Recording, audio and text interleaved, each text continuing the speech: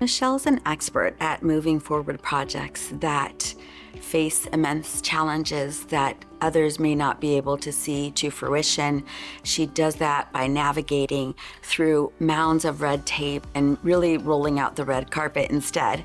And she does that by bringing folks together, to working on solutions both locally with federal and state partners. The most pressing, most recent project was Tierra de Rosas and the Plaza Permanente. She listens to the issue and she tries to figure out a way to get it done. I was a former county administrator myself, and I used to say about our county councils, there were two kinds of lawyers. One who tells you what you can't do, and ones who tell you how to do what you want to do. And she was the second, the latter, where she tells you how to do what you want to do. So she gets you there through the process. She doesn't just say no, but she says, let's just figure out how to get this done. I would say that I'm not a unicorn. I know other people who take a pretty creative approach to the work that they're doing, especially when it comes to housing. It's so critically needed.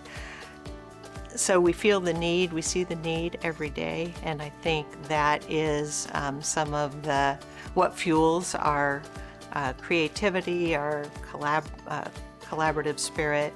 I don't want to take credit for being the only person who operates this way, but I would say that my natural orientation is to look for ways to say yes instead of no. And I think there are people who expect to interact with government and get no as the answer. And I know that's frustrating. So my personal position is don't say no until you've tried every way to say yes. Michelle is not one to receive praise often, and she often realizes that it's not just about her. It's about the community. It's about helping uplift the community. It's about her team. It's about who she works with, and really shines the light on what other people do. And yes, she's built an amazing team. They work exceptionally well. If you email any one of them, they will respond immediately, even after hours. And she has fostered that morale and that sense of community in her department. But it's because of her leadership that everybody can rise to support the community in that way. I think maybe more than most government agencies, their department's work has a physical impact on the community in that you can actually see projects get built. So the Roseland project is one that's well under construction. I believe it'll be done next year. It'll provide much needed housing in the Roseland area and a catalyst for them to revitalize that area of Santa Rosa. It has a huge impact on the southeast portion of Santa Rosa. And that was because she fought through the obstacles and got that done.